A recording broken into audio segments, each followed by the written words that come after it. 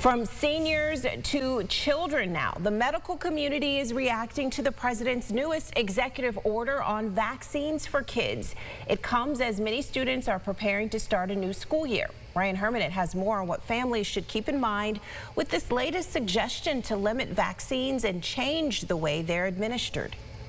The executive order outlines many new recommendations for how and when the federal government believes children should be vaccinated.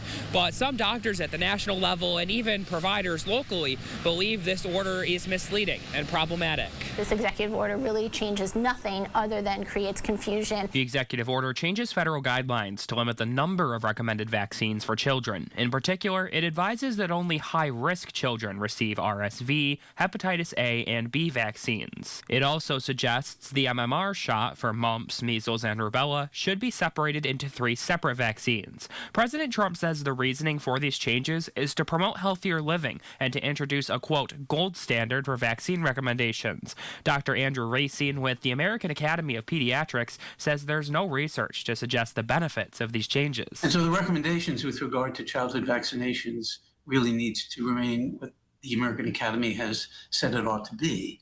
And that's really to protect children and their families against childhood diseases that they can otherwise avoid. Dr. Elizabeth Murray with Golisano Children's Hospital tells me these recommendations would likely lead to a more spaced out vaccine schedule for children. She adds there's no data to suggest the benefits of this. In fact, there is lots of information to show that when we space them out or delay them, it makes kids vulnerable to those infections for longer periods of time.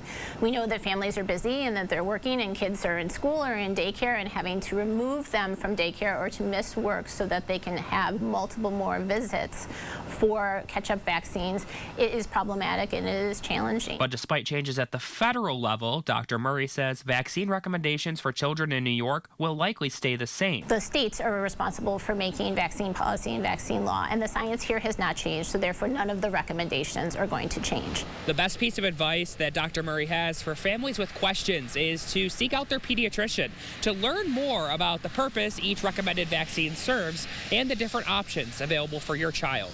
In Rochester, Ryan Hermanit, News 8. Get the Rochester First streaming app today for everything you love from News 8 on demand. Plus exclusive shows you won't see anywhere else. Search ROC and download for free on Roku, Amazon Fire, and Apple TV.